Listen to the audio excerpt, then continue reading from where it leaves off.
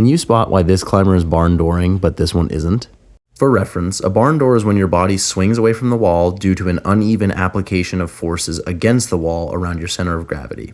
You can see here that both climbers are pushing their feet into the volume to prevent their body from swinging around the pivot point. The pivot point I'm referencing here is this edge, also known as an arete. You'll notice that when climber B starts to move their feet away from this pivot point, they start swinging. That's because as climber B moves their feet away from the arete, they're applying a force against the wall further away from the pivot point, resulting in a stronger rotational force being applied to their body, which causes the swing. Climber A, however, is pressing against the volume, not the wall, and keeping their feet closer to the pivot point, which means that any force they accidentally apply against the wall and not the volume is going to result in a much weaker rotational force about this pivot point. Long story short, when you're climbing an arete, keeping your feet close to the edge can be very helpful to prevent a barn door. And extra tip, if the holds allow for it, keeping your center of mass close to the pivot point will also help reduce rotational force as well. But this is just my own observation. Let me know your thoughts on this. Thanks. Happy climbing.